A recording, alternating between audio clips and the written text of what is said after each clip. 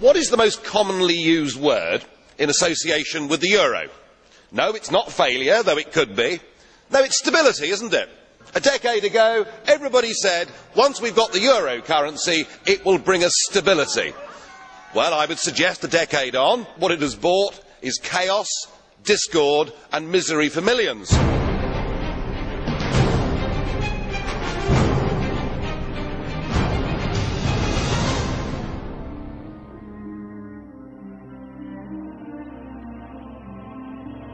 What's happened in the last week marks the beginning of the end. The markets are saying it already. Italian government bonds now yield 1% more than German or French issued government bonds. The markets are saying that economic and monetary union will not last. And I'm not surprised, because it never was an optimal currency zone. One interest rate could never fit all these different countries, and you've never had proper public support. The eurozone has never been tested, but it's about to be. Spain's in economic trouble. Italy, as German economists at the time said, should never have joined the euro. But the situation in Greece, I think, is where we should focus our attention. Thousands of young people out on the streets demonstrating, demanding their government does something. But the Greek government is stuck inside the euro straitjacket. There's nothing they can do. There's nothing a future general election can do in Greece to change anything. And when people have taken away from them the ability through the ballot box to determine their own futures, then I'm afraid that violence becomes the only logical alternative. What you've done with this euro is you have trapped people in an economic prison. You've trapped people in a Volkerkerker from which to get out. It will take great courage, it will take leadership, or possibly the inevitable economic meltdown.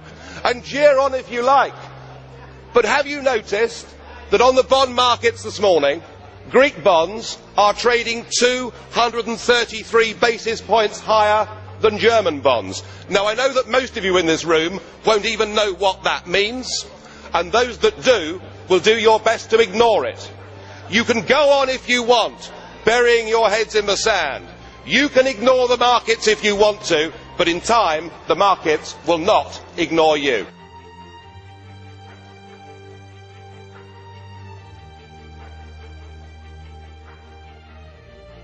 Whilst 60 years ago an iron curtain fell across Europe, today we have the iron fist of the European Commission, and we've seen it with Article 121 and with Greece effectively being turned into a protectorate.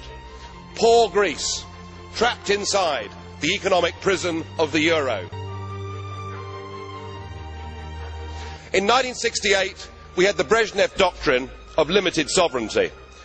Today we have shared values, we have ever closer European Union and pooled sovereignty, and that is what you've used. But of course it won't just be Greece, because the same is going to happen to Spain, to Portugal and to Ireland. 121 will be invoked with all of those. Mr Barroso, you said earlier we will stick to our course, and that means millions of people in Europe will be put through pain as you attempt to keep together this disastrous project that is the euro. It will fall to pieces, of that there can be no doubt.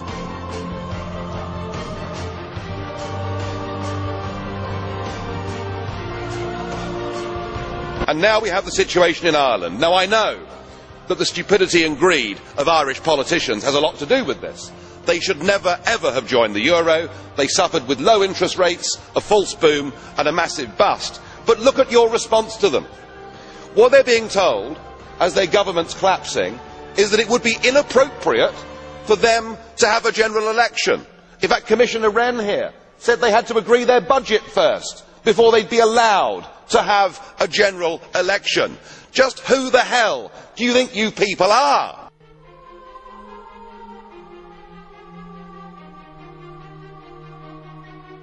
And yet the word stability still being used this morning. Mr Barroso used it, Mr Van Rompuy used it. Stability. In fact, we're patting ourselves on the back that the bond auctions in Portugal went well last week, when the reality is it was the European Central Bank actually using taxpayers' money to buy their own debt. Your reassurances that all is well don't work, I mean, who do you think you're kidding, Mr Van Rompuy? Bond yields in Portugal rose to nearly 7% yesterday. The public right across the Union no longer support the currency, and the battle for Spain hasn't even begun. The model itself is failing, and yet what you want is to double the size of the bailout fund. You even want to increase the scope of the bailout fund so that along with the ECB, you too can go on buying yet more of your own debt. You're using the crisis as a massive power grab to take us towards fiscal union. If you succeed, then we should change the name. Get rid of European Union, call it the Debt Union.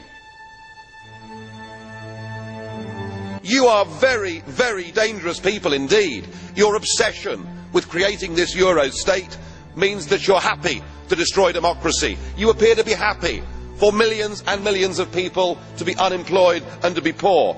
Untold millions must suffer so that your Euro dream can continue. Well, it won't work, because it's Portugal next. With their debt levels of 325% of GDP, they're the next ones on the list, and after that, I suspect it'll be Spain. And the bailout for Spain would be 7 times the size of Ireland, and at that moment, all of the bailout money has gone. There won't be any more. But it's even more serious than economics, because if you rob people of their identity, if you rob them of their democracy, then all they are left with is nationalism and violence. I can only hope and pray that the Euro project is destroyed by the markets before that really happens.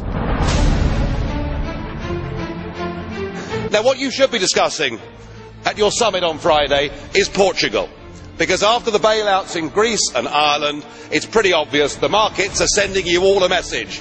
Come in, number 3, your time is up. Portuguese bond yields on Monday hit 7.6%. You know that yourself. It was only at 7%, of course, when it got there that Ireland had to be bailed out.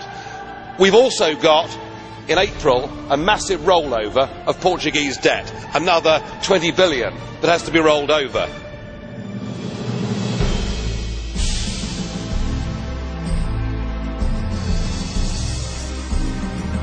Remind ourselves, in the last 6 months, 80% of Portuguese debt was brought up, purchased by the European Central Bank. We cannot go on as a European Union buying our own debt. If we do, the next debt crisis won't be a country, but it will be a debt crisis of the European Central Bank itself. We've reached a point with this where actually it doesn't matter what any of you say. Nobody believes you. The public don't support you. I hope and pray the markets break you. 2010 will be remembered as the year when the flaws, the deep flaws in the Euro project were exposed, and when the public in Europe woke up to the sheer stupidity of their leaders.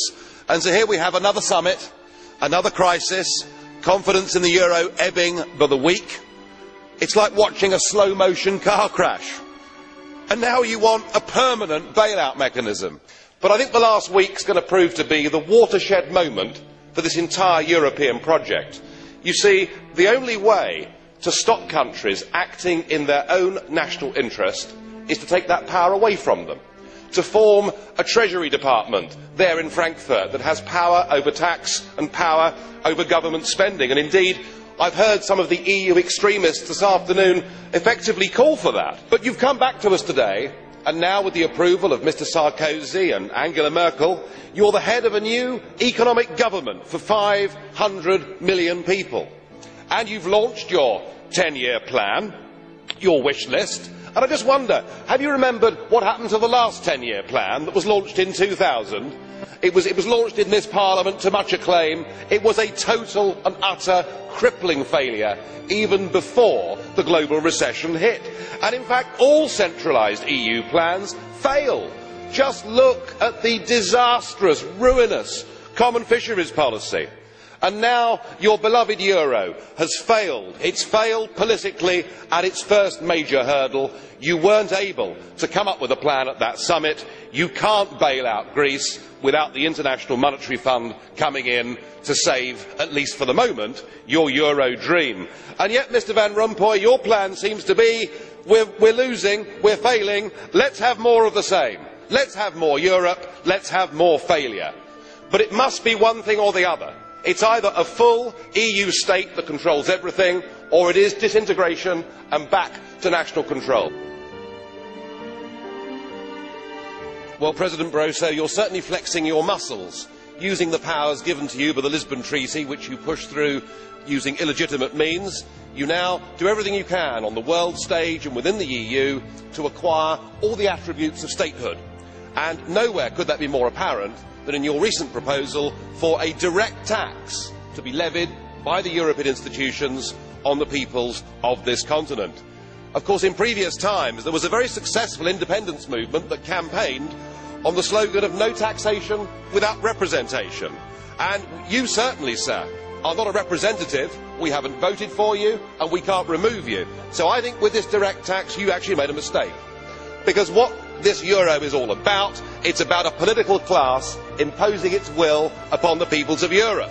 Remember, only 2 countries had a referendum on the euro, Denmark and Sweden, and both of them said no. What we have before us here is the new government of Europe. A government that with the Lisbon Treaty now has enormous powers, not just a foreign minister and embassies, not just the ability to sign treaties, but the ability now to use emergency powers to literally take countries over. And yet what we've heard from the European Parliament, big group leaders this morning, is the demand that you take even more powers and do it even more quickly. And perhaps it's worth reminding ourselves that this treaty that gives this Commission these powers does not have democratic legitimacy in the European Union at all. You ignored referendums, you denied referendums, and you bullied the poor Irish into voting for a second time. Now, I'm struck that the common denominator with this Commission is the sheer number of them that were communists or were very close to communism. Mr Barroso himself was a Maoist. Sim Callas, far from being a student activist, was even a member of the Supreme Soviet. So a top-notch communist we have there. We have at least 10 communists in this Commission, and it must feel like a return to the good old days. There must be a certain nostalgia amongst the communists.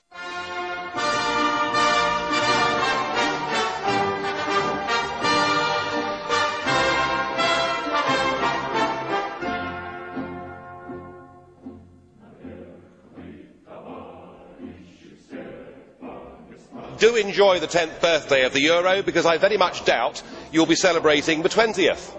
What we've seen this morning has been reminiscent of the old Soviet times. Do you remember when the 5-year plans were announced to be successes, often before they were even launched, with much talk of record harvests and wonderful production figures for tractors? And I suppose, much like those days, we've been treated this morning to a succession of unelected, ageing bureaucrats telling us what a great success the whole thing's been. It's all delusional stuff. Just look around this chamber this morning. Just look at these faces. Look at the fear. Look at the anger. Poor old Barroso here looks like he's seen a ghost. You know, they're beginning to understand that the game is up.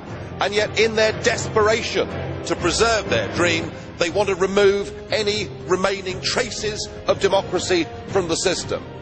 And it's pretty clear that none of you have learned anything.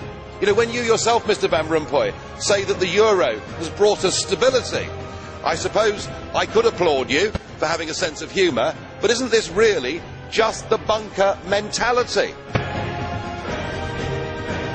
We need democratic solutions to this. If you go on pushing your extreme euro nationalism, this will lead to violence right across every member state in this union. And perhaps this is why we see the fear in the faces. Increasingly people are saying, we don't want that flag, we don't want the anthem, we don't want this political class, we want the whole thing consigned to the dustbin of history. We must put the future of Europe to people in every member state in free and fair referendums.